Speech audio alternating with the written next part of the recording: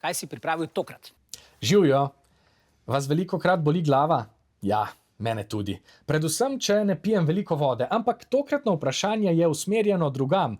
Juž, izvoli. Hvala, Nik. Tole je vprašanje. Zbudili ste se s hudim glavobolom, vendar niste vedeli, kaj ga je povzročilo. Kaj od naštetega vas pri tem gotovo ni bolelo?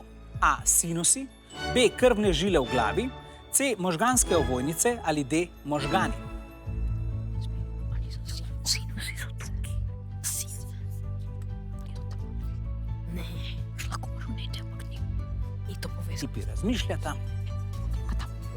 Že zapisali odgovor, rumeni pa so ga zdajle in sicer so izbrali A. Sinuse, vijoličasti pa D. Možgane. Spet grem k vam, vijoličasti, zakaj možgani ne bolijo?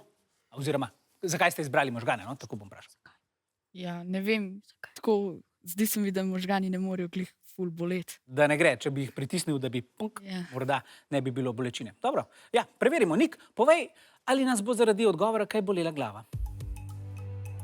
Nevrologi pojasnjujejo, da nas pri glavobolu lahko bolijo sinusi, možganske ovojnice ali pa žile, ki jih imamo v možganih, sami možgani pa nas ne bolijo. A ja, pa še to. A se spomnite, da so vam kdaj mesto, kamor ste se udarili, popihali, da je manj bolelo?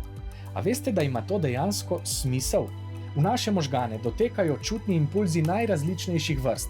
Lahko si predstavljamo, kot da se skušamo preriniti skozi nekakšna vrata v hrbtenjačo. In če temu toku naenkrat dodamo veliko impulzov, ki sporočajo o pihanju, bo šlo naprej manj bolečinskih impulzov. Nasvet s pihanjem torej ni kar tako. Dobro. Hvala, Nik, pravi pa je bil res odgovor D, ki je 5 točk prinesel vijoličasti.